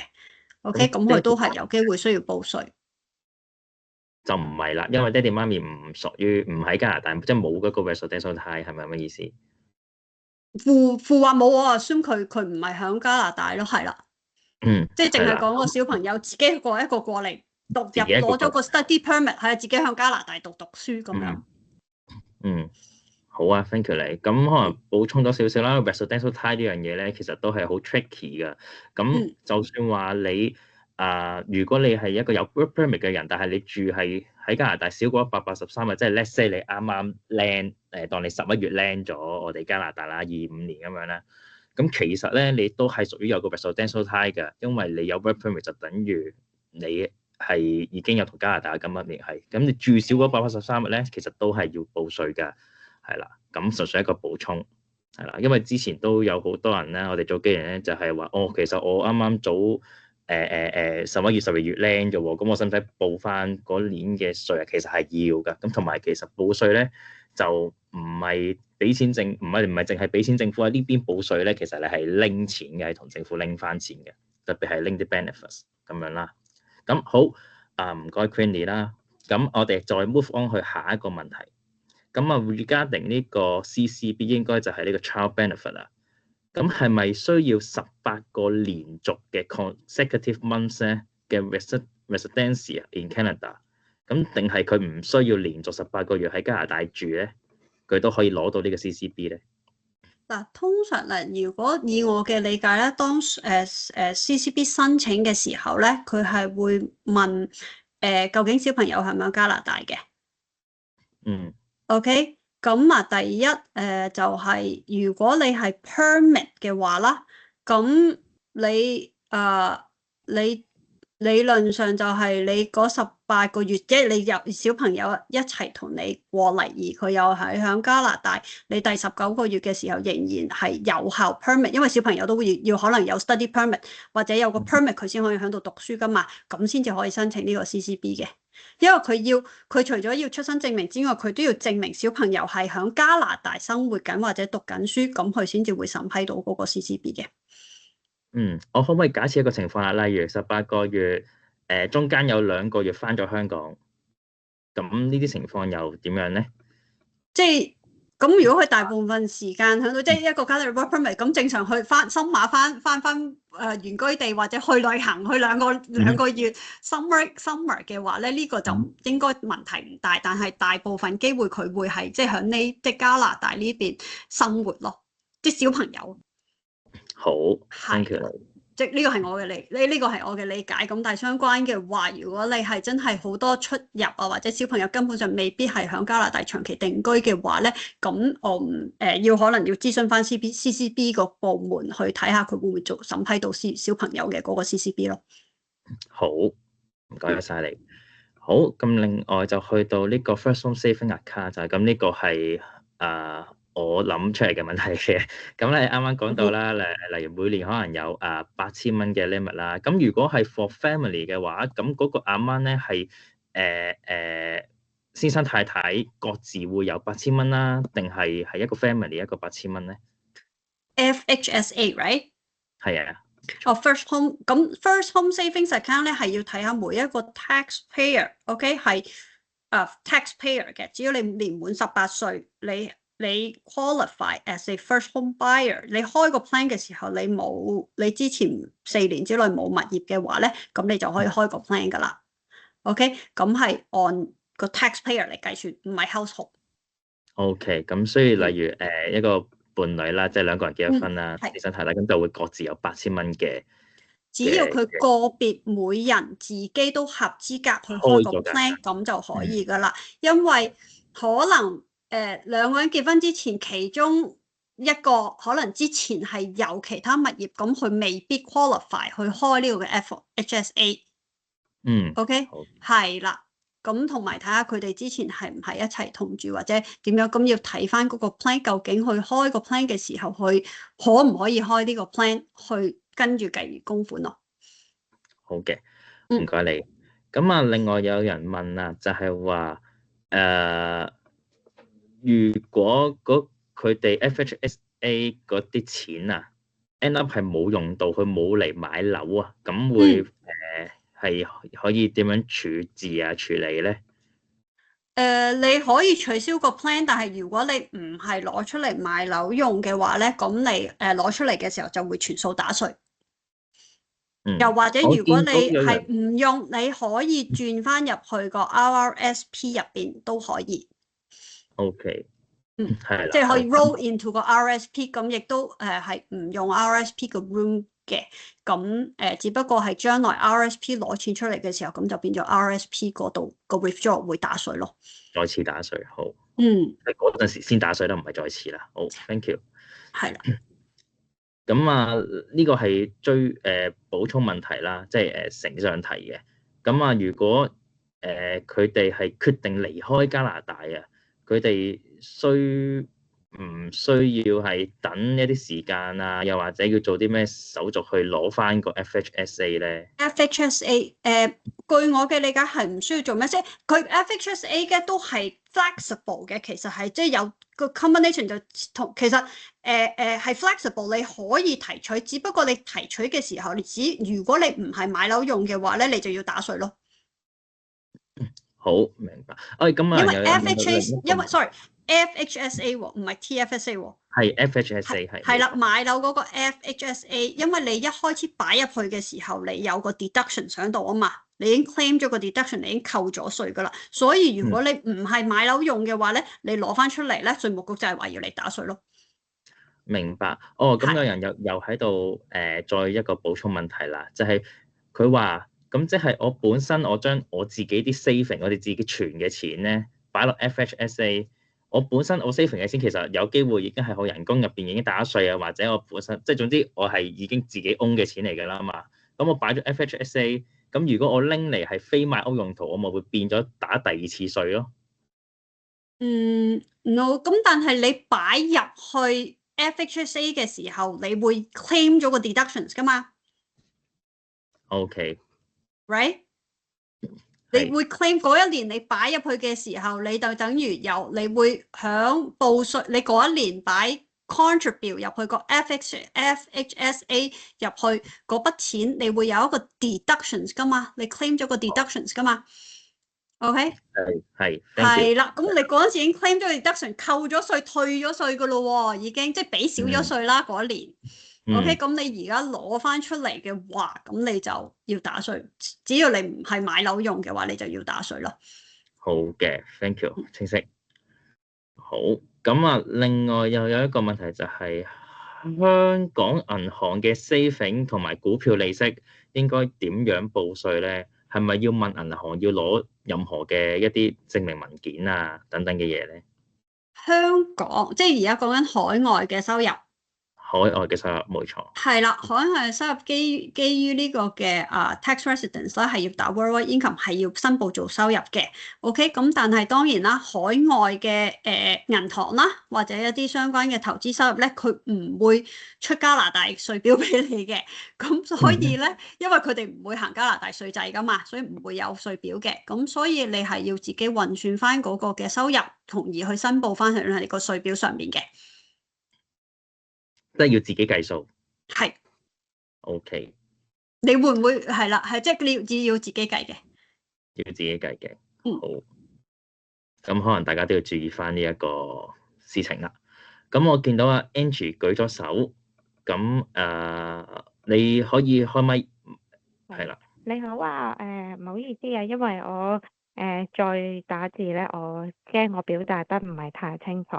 都依然關於嗰個 FHSA 嘅，咁因為你頭先提到咧 FHSA 嗰度咧，其實佢有少少好似RRSP 咁樣，係可以即係有機會係延稅嘅作用噶嘛。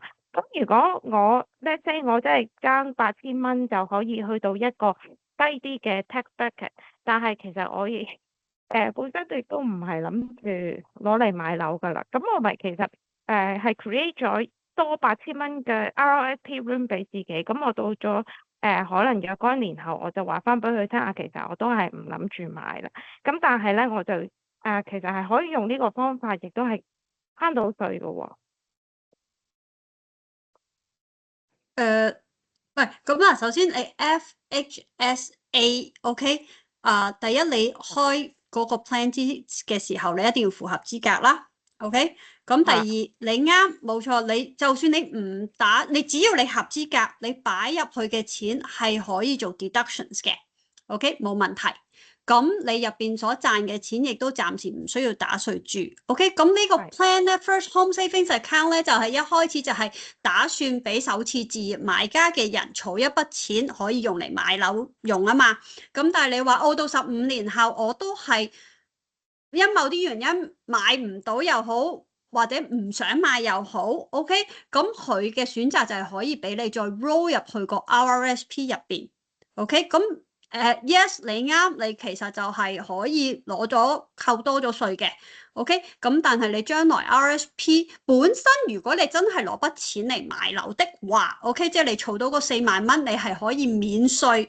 OK， 你入邊賺嘅錢，你攞嚟買樓嘅話咧，係連埋你賺嘅錢攞出嚟都係免稅噶嘛。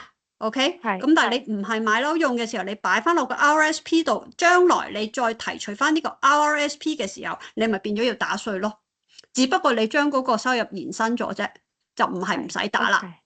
OK，好，唔該係啦。晒，唔或者該，我明白你嘅 logic，但係yes，咁但係就個 ultimate goal 有少少唔同，就係因為本身你其實個 plan 你係愛嚟買樓嘅，你就唔使打稅啊嘛。right，咁但係你擺咗 RSP 嘅係你遲咗打稅咯，就唔係唔使打咯。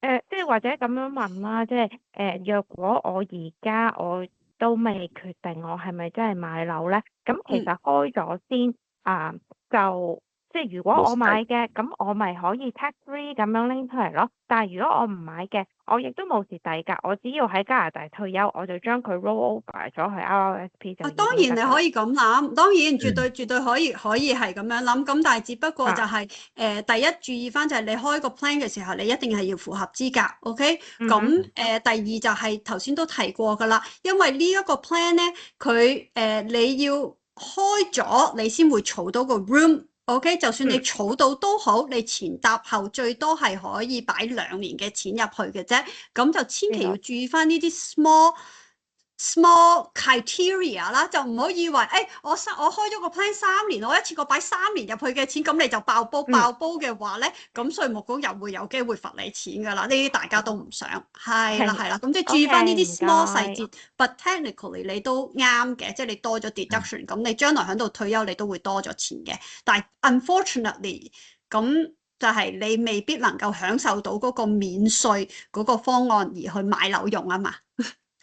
咁呢個係嗰個 set up 呢個 plan 嘅初衷啊嘛，係啦。好 ，thank you。咁我又見到有一啲新嘅 questions 啦喺個 Q&A 嗰度。咁我見到阿 Water 你舉咗手嘅，不過我轉頭先俾你開聲啊，唔好意思。咁啦，首先有人問 Ontario Children Benefit 咧，係咪一個 family 淨係報一個人咧？例如租金。報一個人。咁係咪應該我問佢嘅問題係咪就係一個 family 就係一個 representative 去申請個 children benefit？第一或者Ontario Children Benefit 咧係喺個稅表上面可以填寫嘅。OK，咁你填寫可以係你全家人俾租金嘅總金額。OK，咁要睇家庭收入，睇下符唔符合資格。OK，如果合資格嘅話咧，配偶是但一個做代表攞。係，但係呢個就經稅務局核實睇下係即係先生啊，定還是太太即係佢審批俾邊個就可以做代表攞咯。Does that answer it？係啦。OK， 係，唔該。好。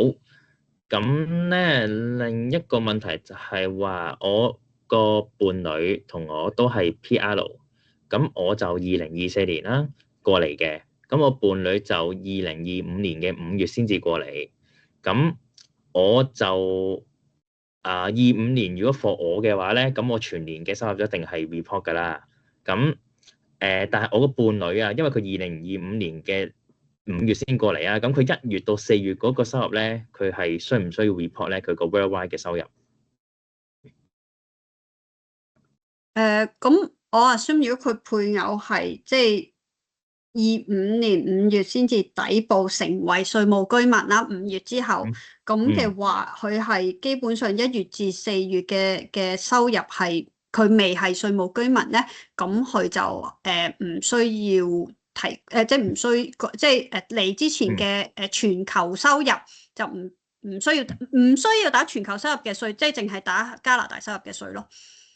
係，咁我哋應該都要幫手補充一點啦。咁啱嘅，我覺得係。咁另外咧，其實你伴侶嘅2025年1月到4月嘅收入啦，其實 suppose 係要用一張叫做 DC151嘅 form 咧去declare 翻啫，不純粹 declare， 咁就唔會打稅嘅，係啦。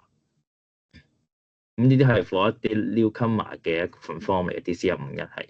咁你報翻係早幾年嘅收入，純粹一個 declare。好，我哋再 move 翻去另一個問題啦。有人問 tax credit 係點樣去計算嚟扣減呢個 taxable income 嘅？咁係咪1蚊 tax credit 就減1蚊 taxable income 咧？ Sorry，呢個你重複一次嗰條問題。好， 1蚊係啦，tax credit 係點樣嚟攞嚟扣減呢個 taxable income 係啦？咁係咪1蚊嘅 tax credit 係可以減1蚊嘅 taxable income 咁樣計咧？唔係。咁係點樣計咧？點樣計？可以請回述可以睇翻我哋個 video。嗱，咁大概可以咁樣講解一下啦。因為 taxable income 咧，佢係用稅階嚟計嘅。咁即係你睇到，例如你一啲高，你收入好似頭先我哋個 example 係11.9萬，你已經去咗第3個稅階。OK，咁但係你嗰個稅率啦係高咗啦嘛。OK，即係進階式地高咗。OK。咁但係 tax credit 嘅計算方式咧，佢係用最低嗰個 bracket 嚟計嘅啫。咁換句話說，某啲 situation，yes it's 1 to 1，OK，就係例如你真係淨係第一個稅階嘅，咁你咪就係咯。咁但係如果你過咗第二個稅階就唔係咁計噶啦。OK，所以 depends 個答案係好 ，thank you。咁另外有一個問題關於 MPF 嘅，咁呢位朋友佢已經係 PR 啦，咁佢香港嘅 MPF 咧喺2024年嘅12月31號批出並且存咗入去佢嘅戶口，咁但係佢筆錢咧一直都冇喐過嘅，咁佢就問而家應該點做？係咪喺4月30號之前報稅之前擺入去 RRSP 戶口咧？第一個 RSP 嘅限期唔係4月30號，係3月2號。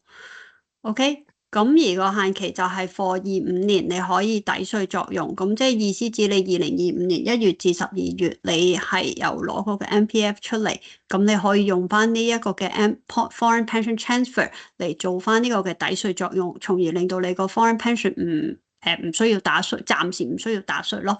咁但係個限期係3月2號，唔係4月30號。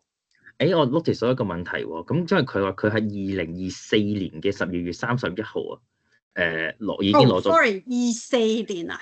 係啊，佢好似係25年添。係啊，佢爭咗1年啊。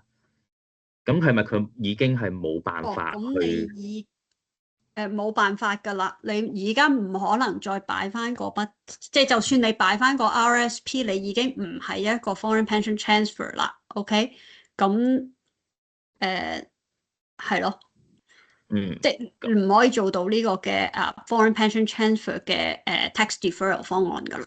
咁你呢份 MPF 應該就會要打稅，咁同埋應該會係上年嘅報稅漏咗，唔知係咪漏咗啦？咁但係你應該要係上年報稅嗰陣時要報同埋打稅咯。係啦，咁同埋就係你亦都會可能涉及到呢個海外資產申報。假如你海外嗰筆錢係冇喐過仍然，咁即係換句話說，你只要你嗰筆海外嘅資產值，OK，全部總數加埋，OK，銀行戶口、股票戶口、物業各樣全部加埋超過10萬蚊加幣，OK，大概50萬港紙啦，OK，咁你就要做海外資產申報。係啦，咁呢位朋友即係涉及到其他範疇咯，基本上係啦。呢位朋友，因為你個情況係相對複雜嘅，絕對係。咁我建議你去諮詢去揾一個專業會計師去針對你嘅 case 去處理諮詢處理，係啦。咁Water 舉咗好耐手啦，咁你可以 unmute 然後問你嘅問題。係聽唔聽到？聽到。OK，我想誠信提問翻個FHSA 嗰個問題，不過係一啲即係假設性問題咧，就係suppose 我好似嗰位女士咁講啦，我15年我儲咗大概我當打爆咗個 maximum 係4萬蚊，我都冇買過樓嘅，即係都決定唔買樓，咁就按手動啊定係自動啦，佢會 roll 翻入去 roll over 入去 RSP 咁啊 suppose。即係咁講啦。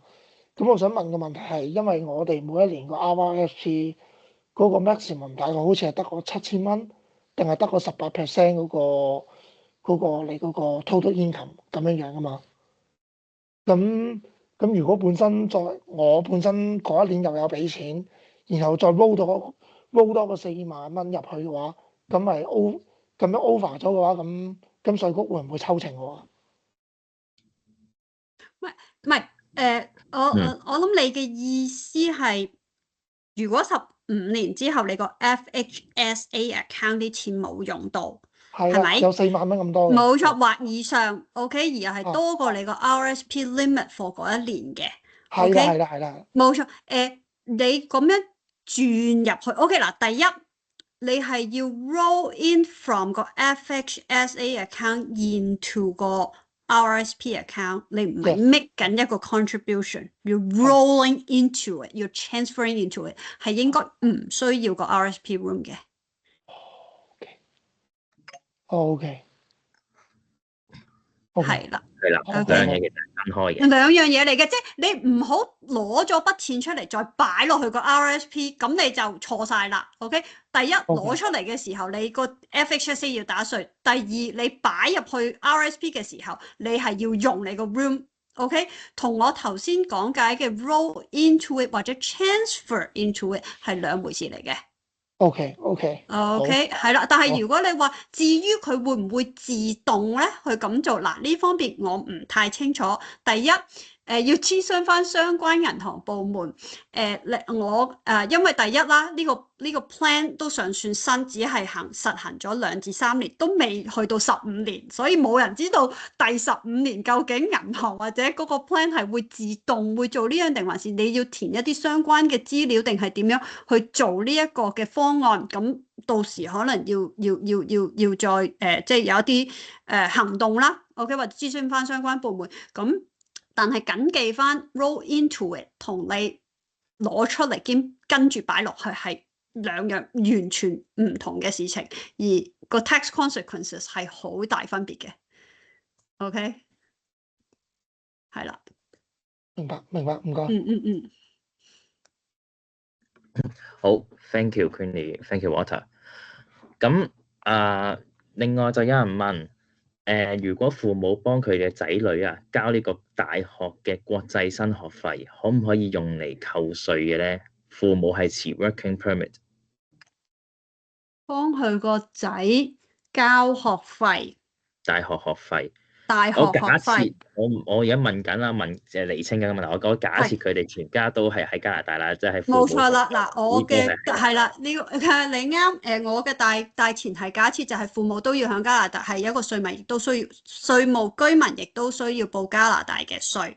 咁如果佢個小朋友啦，或唔好小朋友啦，係啦，佢個仔女啦讀緊加拿大或者大學啦。OK， 有交學費嘅話，只要叫翻個大學生啦 ，OK， 去提供翻一張嘅 T2202嘅tuition tax credit tuition 嘅 tax slips，OK， 咁去俾父母去報稅。第一個大學生最好自己都要報稅，第二就係佢報咗稅就 transfer，OK， 最多5000蚊俾翻父親或者母親作為一個 tax credit 用。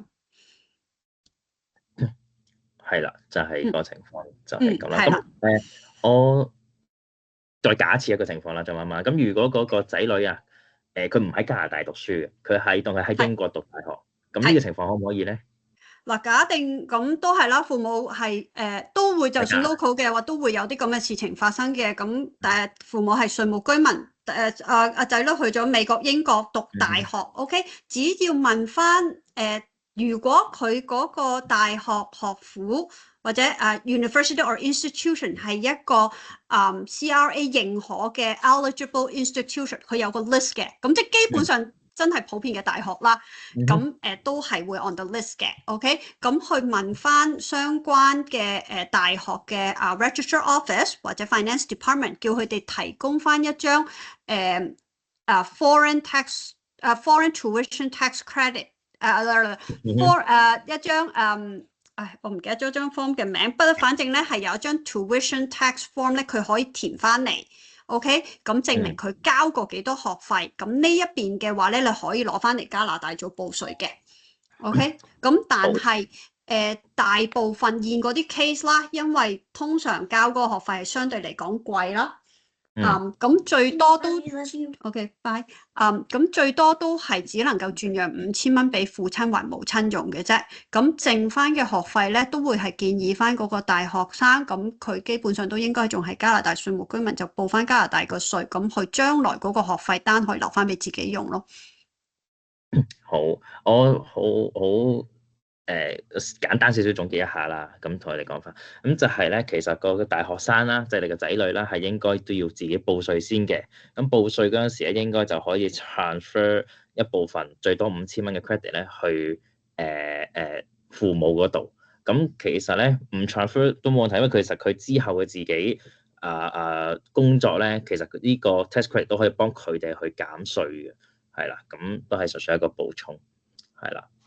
咁但係當然啦，如果你細個爹哋媽咪想幫自己減稅去降低嘅 tax grade 咧，係可以嘅，就只要你個仔女係報咗稅，然之後做一個 transfer credit 嘅動作。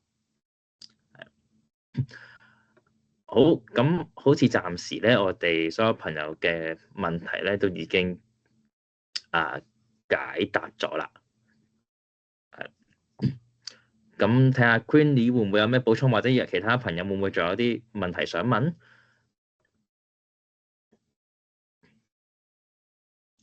好，咁如果冇咧，我哋好多謝 Queenie 今晚呢個好詳細、好 detail、好充足資料嘅講座啦，好多謝你，好多謝，亦都好多謝大家各位嘅時間參與我哋今次嘅講座啦。